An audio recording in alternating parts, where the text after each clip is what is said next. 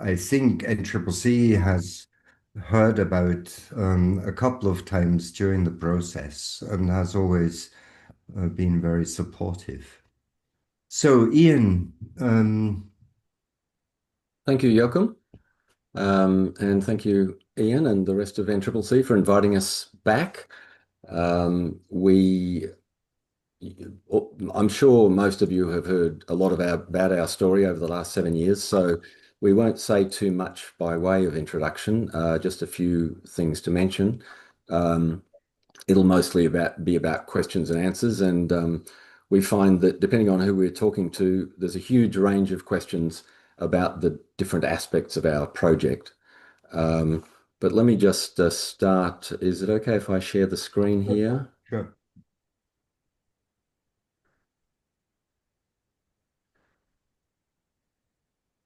Okay, can you see that image now? Yes. Okay, so that's just our website, stellulata.com.au, and it hasn't been updated recently, I'm sorry to say. We've been a little bit busy settling into our new home, but we do intend putting a lot more information about up there, lessons we've learnt and resources that might be useful for people who have got an interest in doing something similar in whatever way to what we have done. Um, we are now living happily in our new home. This is our 3 units and common house in uh, lower central Ainslie, just across the road from the Oval behind the Ainslie Football Club in Angus Street. Um, we We'll mention a few things just to get going, in case anybody's not up to speed with some aspects. What is co-housing, what we've done in the construction, the sustainability we've built into the building, how we manage it, and our sense of community, but we'll like to spend most of our time on questions. Most of you will have received the agenda that included this bunch of notes that we put to you. Just to remind you, we did make a presentation in person in Downer Community Centre in June 2019, Hmm. along with the demonstration housing project of the ACT government. There is a video of that, pretty dodgy sound and not great vision, but if you're really interested, you can have a look. There's a shorter video there of Joss and Trish and I with our architect discussing the design back in 2019. And if you want to follow the whole drama of 7 years. It's all on our website. Basically, the news section covers the timeline. We will update it to make it a bit more relevant to where we really are today. But in the website, there are a number of sections. The community section talks about how we organise ourselves and co-housing. The design is the design of our building. And the process is what we went through as part of being a demonstration housing project and what it took to get the planning rules adjusted just for this block of land to act as a demonstration to the uh, community and to the government. And there's also the ACT government website. Sorry, I should have stayed over here while I showed you that one. So it talks about all the different projects within the demonstration housing project. Um, I'm not sure how many are left still living. I think we're the first one to actually complete a project. Anyway, we can talk about that if you're interested. And the last link I put on that thing was just a recent summary. Lish Fayer did a good job of sort of summarizing where we are and how we got here, making use of various ABC footage from the last 7 years. So that's quite a useful summary of where we're up to. Okay, let me just reassure you, for those that were worried about our mental health after this length of time, that we are happily living in a beautiful home, that our garden is actually starting to get going, and at this time of year, we're all outside doing things in our various areas, including the front yard. It always seemed to be a bit of a concern that we wanted to put our communal garden in the front yard so that we could chat to the neighbours as they walked past. People seem concerned that we might lose our veggies out here, but we shall see what happens there. Co-housing, basically it's cooperative housing. It's an intentional housing arrangement where, unlike most real estate in Australia, you're not just buying the building, you're choosing to move into with a group of people that you're able to cooperate with. And so we could talk, well, we were just saying, Joss and I could talk for hours about any aspect of this. We will try not to, but we are interested in any questions you have now or later, because our frequently asked questions section of the website will no doubt have a lot of things, different aspects that we need to cover. So yes, it's about community. Most co-housing places around the world are much bigger than ours, 20 or 30 or 40 units. And the co-housing Canberra project in Watson is aimed to be 30 units. Ours is just 3 units, and it's all very cooperative right from the beginning. This is us talking to Brett, our architect, about his first version of our design. He actually had to make two versions of that model. Um, but Joss and Trish and I were the ones who started working on this before the other three joined us. This is the whole six of us working with our the first part of our construction team. So Brett's there on the right-hand side, the architect, and the builder and the foreman at the time for Alliance Building Group, ACT. We had a great working relationship with all of us, very collaborative. Of course, there were stresses and hiccups along the way, but we were very pleased with the way the whole thing went. We are like a small townhouse development, of course. We have three two-bedroom units, 100 square meters each. The shared facilities, however, are more extensive than you would get in a townhouse development or even a fairly nice apartment development. So in addition to the full bathroom, kitchen, dining, shower, small laundry in our units. We also have in the common house another kitchen, another bathroom, another lounge room, an overflow bedroom, come quiet space, a workshop, a barbecue area, a courtyard. So it's quite extensive in that sense. And in some way, when I downsized from my big house in Dixon, the total area that I've got access to here is about the same, but one of my friends might be there having a coffee when I get there. Originally, there was a token wall on this block. We bought it in, when did we buy it? Middle of 2018. Yeah. Yep. We rented it out as a group house for quite a while, going through the long approvals process, the bushfires, the smoke, the COVID, all the other delays. That's the deconstruction of the token wall. A bit of a sad time seeing some history going, but there's lots of token walls around town for those who are interested in the heritage. And it was all wrapped up. That was part of our first construction, I always like to show this one because you don't see the underground water storage anymore. We've got three of those big tanks under the front yard for watering our garden. There's lots of timber, beautiful timber in our place. That's the ceiling in my unit. But there's Brett checking out the construction in the common house, which is quite a dramatic double-story internal space as well. So we're very happy with all that, and that's looking along the northern side towards the end of the construction. There are lots of sustainability aspects built in. That was part of what we wanted to do and part of what the government expected us to do as a demonstration housing project. Solar passive design, of course, solar panels, batteries, the water storage I've just mentioned.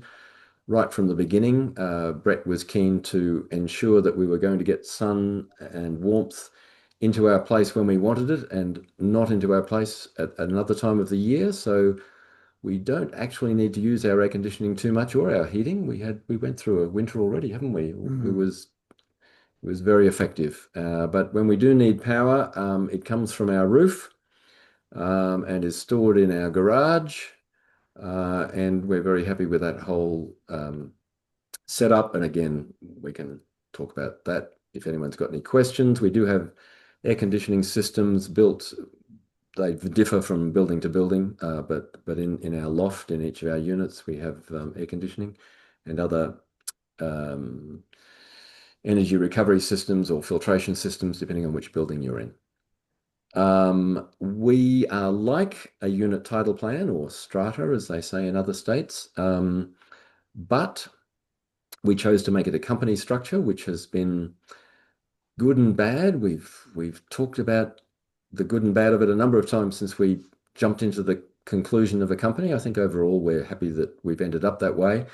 Sorry, the reason we did that is because in a 30 unit cooperative community, if one or two people are not cooperative, it doesn't matter too much. But if one of our units was sold to an uncooperative family who just liked the building and didn't really want to help in the garden or take responsibility on the committee, basically our community would fold. So we've written our own company constitution to ensure that that is controlled, and we've set up our own consent-based decision-making system underneath the ASIC approved company structure.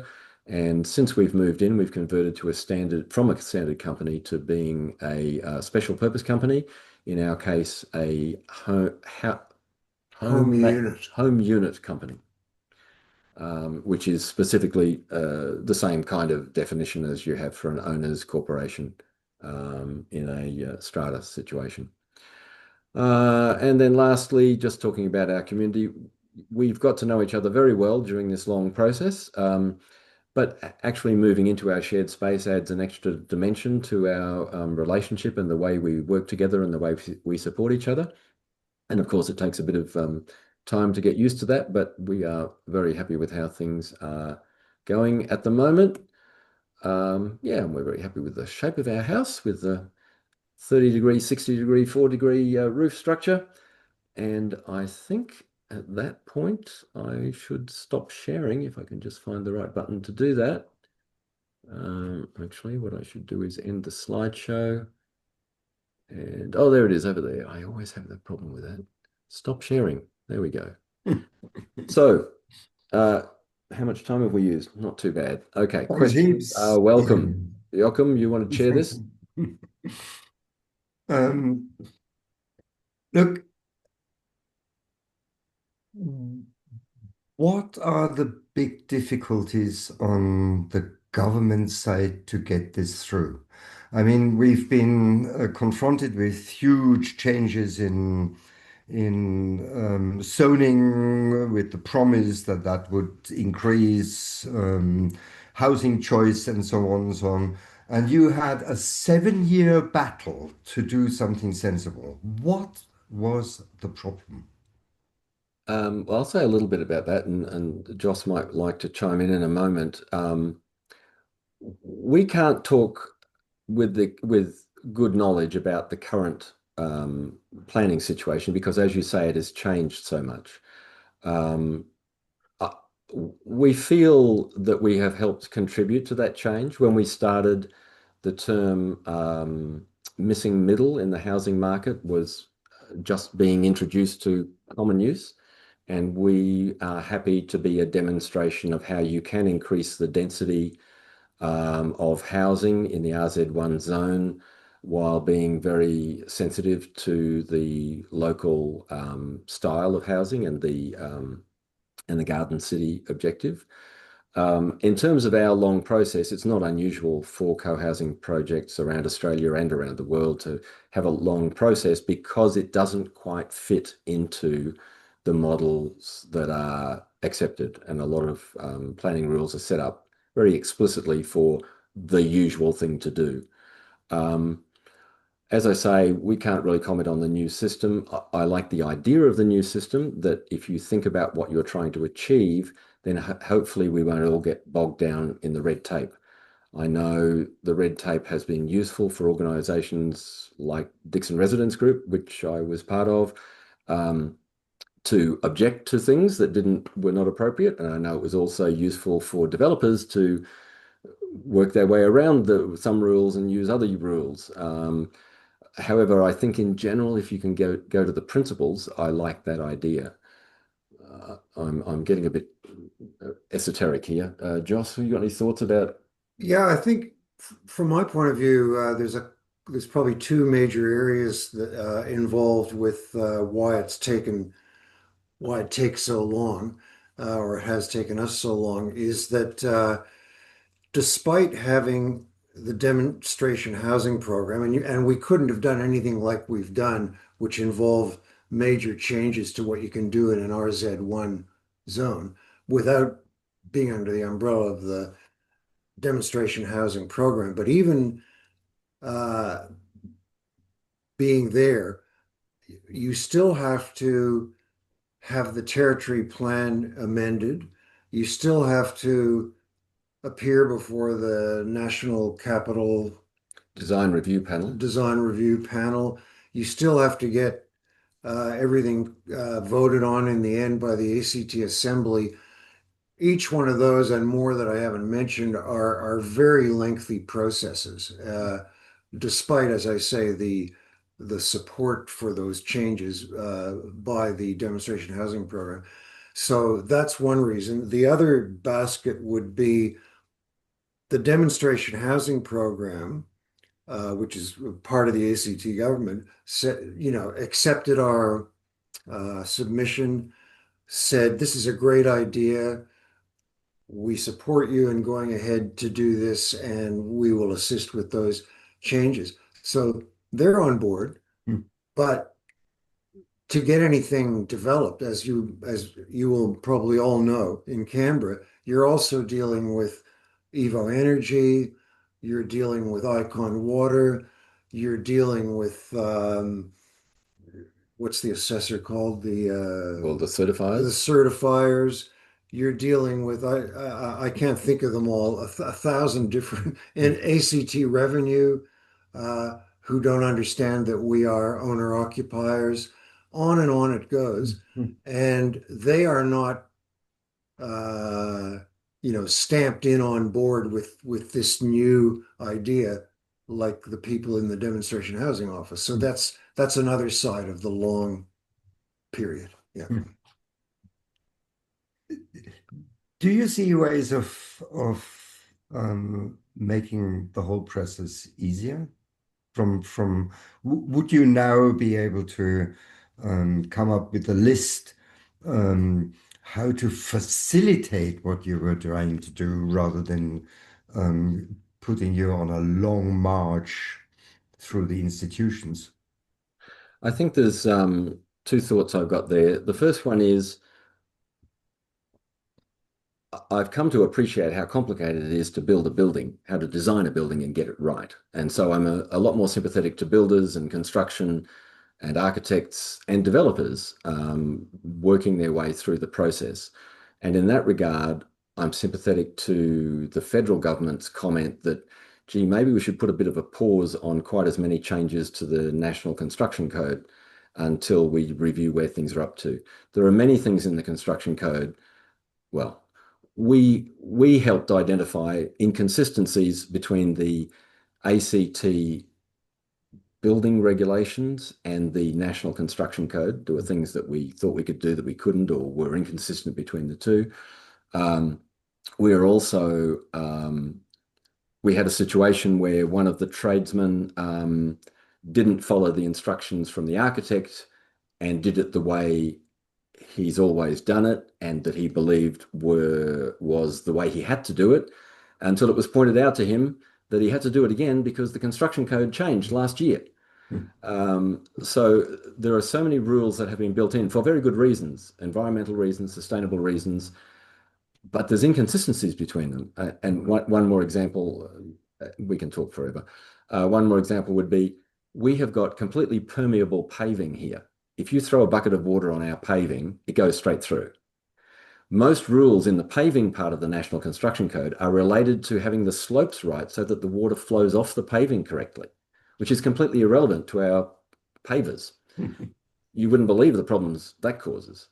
Um, so, um, so do we have a suggestion on how you should do what we did? I don't think I would do it. I, I, People ask, if you knew what you knew then what you know now, would you have done this? I don't think I would have. However, if you were trying to set up a community with your friends or this kind of arrangement, and you wanted a small scale arrangement like ours, I believe the possibility for putting in secondary dwellings on blocks is looser than it was before, which is a good thing. But I'd probably suggest rather than declare yourself as co-housing, you should just buy a couple of townhouses in the same complex with your mates and create community where you are. Or buy the house next door, put a second dwelling in the back of one of them and make a little community. But in that case, and again, we could talk for ages about community, you need to go in consciously, think about what what it would really take to be collaborative, how you're going to make decisions, all sorts of things we've learnt gradually. Interesting. Marcus. Yeah, thanks.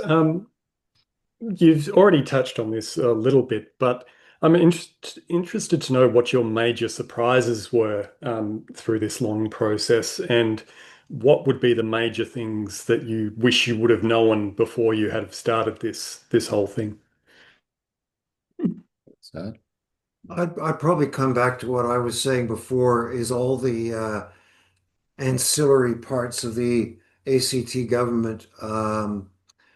I guess, maybe naively at the beginning thought, well, the demonstration housing team will smooth the way for us through all these ancillary parts of the government that aren't going to fully understand what co-housing is about and what we're trying to do on this block. I think they did attempt to do that, but some of these organizations, like I like to think that, for instance, Icon Water is more powerful than the ACT government.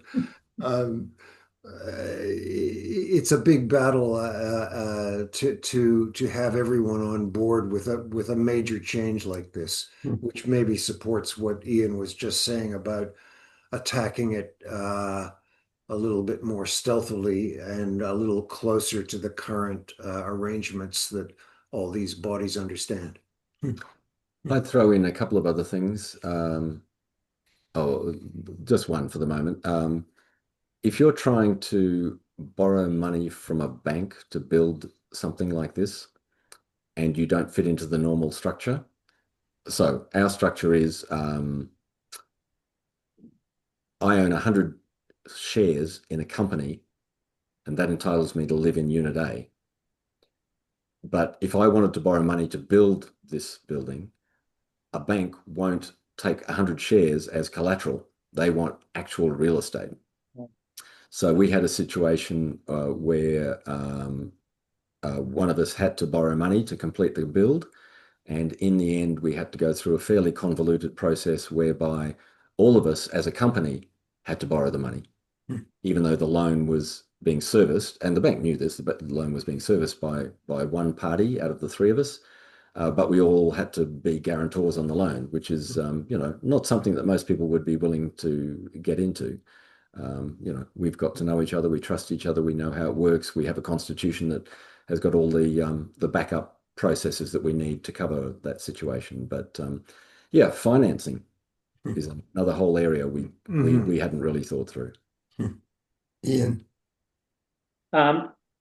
Thanks, you guys. That's really interesting. I'm also interested in the two aspects of the 7-year timeline. At the moment, government seems to be, especially the planning side of things, really trying to get rid of community consultation on just about any development that goes ahead. I was wondering, in your 7-year timeline, if you had to put the different chunks of time in a line, how would the community consultation period compare with the design period, the design and architecture period, the build period, the financing period, which, I hear your pain on that one. That sounds just absolutely fantastic. What ratio or what a proportion of that 7 years would have been taken up by the community consultation process? And did you get any benefit from the community consultation process? Yeah. Um, it's a little bit difficult to separate them out because, and again, you wouldn't have to do this. Uh, yeah, it depends what you're trying to do, how much of this you have to go through. We were treated like a large project. So think of us as an equivalent as a developer. So we had to go to the National Capital Design Review Panel. We had to apply for a variation to the territory plan, which involves a long consultation process where anybody in the ACT can comment, and did. We had to go to the Standing Committee on Housing, or planning. We had to submit a building, the DA. The DA had to be proposed. We had to revise our DA. It had to go for discussion again. You don't have consultation on the BA, do you? No. So we had what, two formal DA consultations, one territory plan. A territory plan variation takes 18 months minimum. And there are various times in there where commentary can be put in, either directly to us or to the government or to the committee. I don't know. Look, it's a very tricky situation. And because I've seen it from both sides now, it's not easy to say. You don't want a situation where something sensible, sensible is a matter of opinion, something that's trying to do the right thing, that's got pros and cons, is delayed by a huge amount by people. In our case, for example, we had people putting in a submission who lived on the other side of the city because they feared we were the thin edge of the wedge of increased density in RZ1. I mean, it's valid. Yeah, I'm not sure what to say about that, Ian. I think there has to be consultation. I think it has to be balanced up against decision makers who are trying to judge a lot of different things at once. It's not that easy running a city or a state. Yeah, the point I was making though is that the periods of consultation, I think, was 2 weeks for the DA, 30 working days for the territory plan variation, which is because of the uniqueness of your project and, as you say, being treated like a special project. So that's really 6 weeks in consultation. I know there's a lot of work in putting a DA together and then responding to people's comments. But my feeling was, when I was watching that process, that the majority of it was around the actual extent of the approval process and assessment by the government, Yeah, and that's right. also the build period. Getting a builder, I think, was tricky for you guys to start off with. Getting finance would have taken a long time. So I was just thinking that the actual community consultation process with the community rather than government, and the various utilities, which are always special to deal with, yeah, it was quite a minor part of the total process. So yeah, I was just wanting to get a feel for, And it was very early as well, like yeah, most of that. We also, you're talking about some of the statutory period requirements. Yeah, requirements, but as part of the demonstration housing program, we were required to go out to the community and had to list the various forms that would take. So we hired the Ainslie Church and had some sessions there. We came to Downer to liaise with you people and a bunch of other things like that were outside the formal. We met with the ACT government architect and chief architect, and so there was quite a bit of that happening in the first couple of years. But yeah, then it certainly graded into the whole approvals business. We were the ACT government, in their wisdom, felt that a consultant needed to be brought on board to go through the planning rules with a fine-tooth comb, and then we had to respond to that. That took ages and ages and several iterations. Yeah, so and you were talking about the design process. Well, that was we ended up with weekly for a while with weekly meetings with for quite a while with our architect and in just refining things. And then the builder was on board for about a year and a half. Would that be right? Yeah. Yeah, for a year and a half. It was a complex project, and they did a great job. And yeah, those were some of the elements. Yeah. My final question was really, do you feel that for your 3 units, you produced an affordable building for the 3 parties, or do you think it's comparable to possibly a 3 unit strata title development, of which there's a few in Ainslie for sure? Uh, uh, you've got to think about how to compare it. So in our case, we're in a relatively expensive suburb. We've got a high quality build.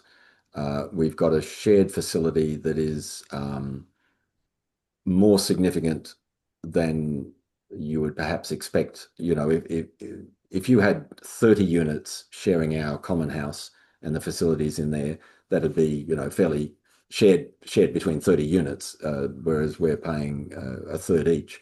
Um, it's affordable in the sense that we have managed to get I me and my wife have got managed to get a unit and other facilities for about $1 million total, um, which we would not have been able to afford in this location without sharing the cost with the other 2 parties. So it's clearly not affordable in terms of it's not a solution to the housing crisis or lower income costs, but it demonstrates how collaboration can reduce costs at whatever level you're choosing to spend money, and how community can be built, and density can be increased in a reasonable way. Yeah. Yeah, I think it looks tremendous. I think the quality, as you say, looks is fantastic. So well done, you guys.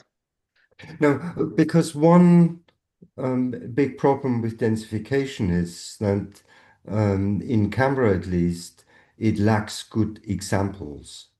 And you made a good example. Yeah, thank you. That's hugely important. And just to repeat what I said earlier, we are keen to share what we've done. We are supporters of sensible increased density. We are supporters of community and community building and co-housing specifically. And we are supporters of sustainable quality build. And so through our website primarily, we intend to share what we've done. Resources related to what we've done here will increasingly add onto our website. And we would ask if you or anybody you know has a question on any aspect of what we've done, please send it through to us through our website, because it'll help us supply the right information that people might be interested in.